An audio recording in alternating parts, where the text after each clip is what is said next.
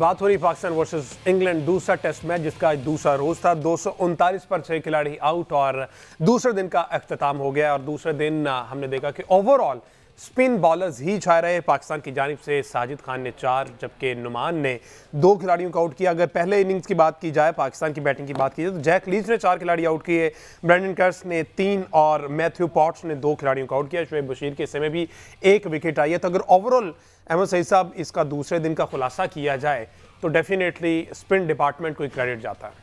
जी हाँ हमजा, आज के दिन में 346 रन बने हैं और 11 खिलाड़ी जो है वो आउट हुए हैं। उनमें से आखिरी जो सेशन है उसमें इंग्लैंड की टीम ने 151 रन बनाए, लेकिन उसमें 5 विकेटें भी खो दी इंग्लैंड की टीम ने। तो यकीनन पाकिस्तान ने जो गैम्बल लिया था एक 3 स्पिनर्स को खिलाने वाला, वो इस वक्त तक तो पे ऑफ करता हुआ नज़र आ रहा है। और जो बात हो रही थी बहुत ज़्यादा इस बात के ऊपर कि पाकिस्तान एक जो है वो पेस बॉलर के साथ जा रहा है, तो आमिर जमाल ने सिर्फ 6 ओवर्स करवाए हैं और उनको 39 रन जो है वो कंसीड हो गए हैं। तो पिच के अकॉर्डिंगली पाकिस्तान रिसोर्सेज जो है वो अच्छे इस्तेमाल करने में कामयाब रहा है। पहले दिन की तरह दूसरा दिन भी पाकिस्तान आखिरी सेशन में जो डोमिनेंस मिली पाकिस्तान को, उसकी बदौलत पाकिस्तान के नाम यूं कह लीजिए कि दूसरा दिन भी पाकिस्तान के नाम रहा। और इस वक्त पाकिस्तान इस पोजीशन में आ चुका है कि 127 रन की अभी भी बढ़तरी पाकिस्तान के पास है। और जेम्स स्मिथ को अब ये पहाड़ जो है वो सर करना है, इस खसारे को कम करना है। और उनके साथ जो है वो ब्राइडन कार्स इस वक्त क्रीज पर मौजूद हैं, जो एक बॉलिंग ऑलराउंडर हैं। और इसके बाद जो है वो इंग्लैंड की टेल है।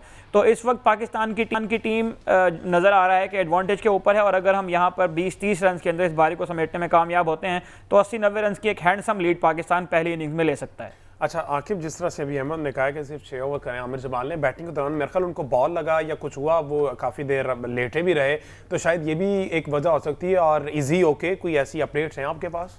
अच्छा हमजा, बेसिकली ये इस मुल्तान टेस्ट का 7वां रोज़ था, क्योंकि पिच ऑब्वियसली 5 दूसरा ये 7वां रोज़ था। तो 7वें रोज़ तो ऑब्वियसली पिच ने टूटना ही होता है, लेकिन ऑन अ सीरियस नोट दूसरा दिन था, पाकिस्तान ने बड़ा अच्छा कमबैक किया है। आमिर जमाल की बात करें तो आमिर जमाल को बेसिकली रिब इंजरी हुई, स्पेशली जब वो रिवर्स स्वीप मारने लगे थे तो उनका यहाँ पे निगल हुआ था। और निगल में जब वहाँ पे 10-15 मिनट लेटे तो इस तरह लग रहा था कि पाकिस्तान के लिए पाकिस्तान मुश्किलात का शिकार हो सकती है। स्पेशली फिर जब कमेंटेटर्स ने हमें डराना शुरू किया, जिसमें रमीज़ राजा थे, माइकल एथर्टन थे और नासिर हुसैन थे, उन्होंने तो बस कह दिया कि पता नहीं साढ़े नाल की होना। तो वो एक रमीज़ राजा मुझे सबसे ज़्यादा परेशान लगे कि पाकिस्तान के पास एक ही बॉलर है, एक फास्ट बॉलर के साथ उतने, तो वो क्या करने लगेंगे या क्या करेंगे वो। लेकिन शुक्र है कि वो मामला ठीक हो गया। आमिर जमाल शायद वो जिसना मोहम्मद रिजवान कहते हैं कि 50% एक्टिंग होती है, 50% रियलिटी होती है, शायद थोड़ी सी वो एक्टिंग भी हो, थोड़ी सी रियलिटी भी हो। लेकिन गुड न्यूज़ इस के आमिर जमाल अभी तक जो है वो फिट हैं। 6 आवर्स उन्होंने करवाए, क्योंकि अभी पुराना बॉल था, उनको बेसिकली स्पेशली रिवर्स स्विंग के लिए रखा हुआ है, तो नया बॉल उनको करवाना था, क्योंकि दोनों एंड से नया बॉल करवा नहीं सकते थे। लेकिन उसके साथ में आपको एक नासिर हुसैन ने स्टेटमेंट दिया, अगर उस पर बात करते हैं, कि नासिर हुसैन ने आज कामरान गुलाम को जो है उनको स्टीव स्मिथ के साथ कंपेयर किया है। अच्छा। तो मेरी नासिर हुसैन साहब के साथ जो है वो बड़ी मोदबाना गुजारिश है और उनसे रिक्वेस्ट करता हूँ कि पाइन साड़ी क्रिकेट तो रहम कर दो। 2 दिन पहले आपने हमारी क्रिकेट पे आईना दिखाया कि issue is behind the scene, Babar and Shaheen Naseem was not the issue. अब आपने कामरान गुलाम को स्टीव स्मिथ के साथ कंपैरिजन कर दिया है। यही हमारा जो है माइंडसेट है, यही हमारी क्रिकेट यहाँ पे आके ख़त्म होती है कि हमारे खिलाड़ी एक नो लुक शॉट पे सईद अनवर बन जाते हैं, एक यॉर्कर पे शुएब अख्तर बन जाते हैं, और जो जज्बाती किस्म के फैंस होते हैं वो भी कहते हैं ओए सानू पता नहीं की मिल गया। तो नासिर हुसैन साहब को चाहिए, एक 11 लड़के तो इंग्लैंड के अंदर हैं, मेरा ख्याल है कुछ इनके लड़के बाहर भी हैं जो हमें बाउंसर पे बाउंसर मार रहे हैं। तो उनसे रिक्वेस्ट है कि हमारी क्रिकेट को ज़रा छोड़ें फिलहाल। हमें स्टीव स्मिथ नहीं चाहिए, हमें कामरान गुलाम ही चाहिए, जिन्होंने 118 रन बनाए हैं। हमें वही कामरान गुलाम चाहिए जिन्होंने मुसलसल 3 साल से रन बना रहे हैं। तो आपकी मेहरबानी हमारी क्रिकेट पे जरा नजरें कम रखें सर, जरा परफॉर्म करने दें हमारी क्रिकेट को। जी अहमद साहब। अच्छा, अगर हम ये 2024 में देखें तो दूसरी बार ऐसा हुआ है कि कोई टीम एक फास्ट बॉलर के साथ जो है वो मैदान में उतरी है। आपको याद होगा इंग्लैंड की टीम जब इंडिया के दौरे पर गई थी तो हैदराबाद टेस्ट में इंग्लैंड की टीम ने बेन स्टोक्स चूँकि बॉलिंग नहीं करवा रहे थे तो इंग्लैंड की टीम ने एक ही पेसर उसमें यूज़ किया था। उस टेस्ट मैच में अगर हम देखें तो जो 20 विकेट्स आउट हुई थी उनमें से 18 खिलाड़ी स्पिन बॉलर्स ने आउट किए थे और 2 खिलाड़ी रन आउट हुए थे और इंग्लैंड की टीम 28 रन से वो मैच जीतने में कामयाब हुई थी। तो अगर स्ट्रैटेजी क्लियर हो और रिसोर्सेज को दुरुस्त से इस्तेमाल किया जाए तो पाकिस्तान इस टेस्ट मैच को भी उसी कहानी के अंदर जो है वो तब्दील कर सकता है। बेन डकेट ने आज एक बहुत मुनफरिद एजाज़ अपने नाम किया है और वो ये है कि टेस्ट क्रिकेट में तेज़ तरीन 2000 रन उन्होंने बना लिए हैं। 2293 बॉलें उन्हें खेली हैं अपने 2000 रन के लिए और अब इस रिकॉर्ड को भी उनके ही हमवतन हैरी ब्रूक जो है वो तोड़ सकते हैं। अगर वो अगली 161 गेंदों में 116 रन बनाने में कामयाब हो जाते हैं। इस लिस्ट में हैरान कुन तौर पर दिलचस्पी की बात यह है कि दूसरे नंबर पर जो नाम है वो टिम साउथी का है। टिम साउथी ने 2418 गेंदें खेली और उन्हें 2000 रन मुकम्मल किए, जो कि एक फास्ट बॉलर है।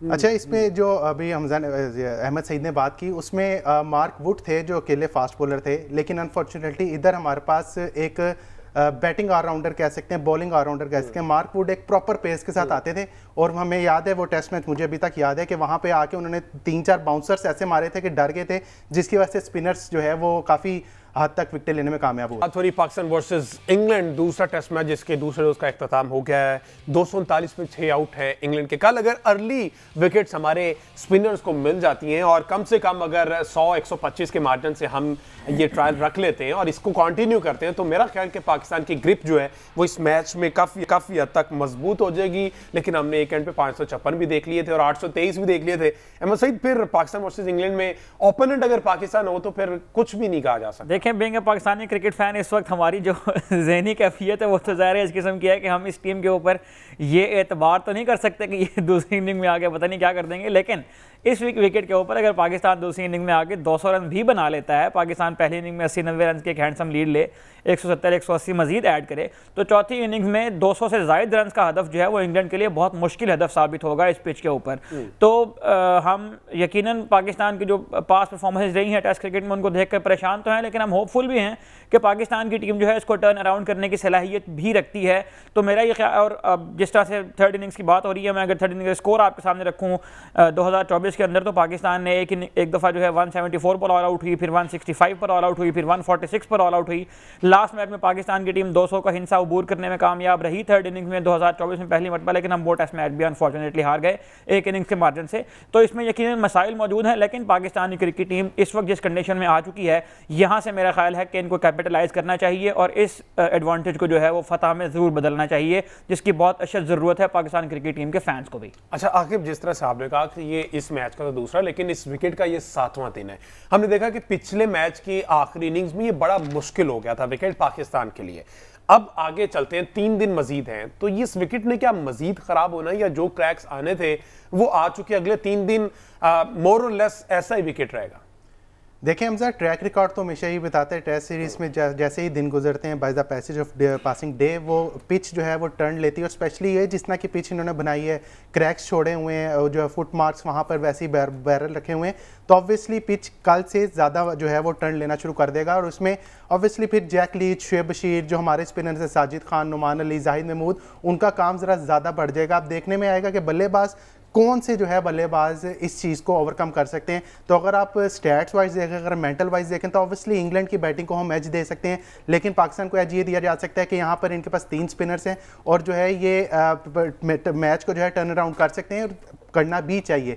क्योंकि जो डिबैकल चल रहा है टेस्ट सीरीज़ का, पाकिस्तान क्रिकेट का, जो हालात वाक़यात चल रहे हैं, लोग हम पे बातें कर रहे हैं, मजाक उड़ रहा है पूरी दुनिया में, गोरे जो हैं हमारे घर में आके हमें तंज मार रहे हैं, तो ये जीत पाकिस्तान के लिए इंतहाई ज़रूरी है। शान मसूद के लिए बहुत ज़रूरी है, उनकी कप्तानी के हवाले से बहुत ज़रूरी है, स्पेशली पाकिस्तान क्रिकेट टीम के मोराल के लिए बहुत ज़्यादा ज़रूरी है। जेसन गिलेस्पी के ज़्यादा बहुत ज़रूरी है, जो कि इस सीरीज़ से पहले ये कह चुके हैं कि भाई मेरा भी कोई अपना भी गरज होता है आस्ट्रेलिया इंग्लैंड के नाल, ओदा भी कोई ख्याल रख लो। तो तमाम क्रिकेट फैंस के लिए, टीम मैनेजमेंट के लिए, खिलाड़ियों के लिए, पाकिस्तान क्रिकेट बोर्ड के लिए ये टेस्ट मैच जीतना बहुत ज़रूरी है। और अब ज़्यादा नज़रें यहाँ पर इसलिए लगी हैं क्योंकि हम इस पोजीशन में आ गए हैं कि यहाँ से हम मैच जीत सकते हैं। तो इस पोजीशन को अगर हमने छोड़ दिया और जाने दिया और हमने इंग्लैंड को कम बैक करवा दिया इस मैच में, तो यकीनन फिर हमारे लिए मजीद मुश्किलात होंगी, क्योंकि अगला मैच रावलपिंडी में है और रावलपिंडी के लिए मशहूर है कि वहाँ पर जो है रावलपिंडी की रोड ही चलती हैं। ठीक है जी।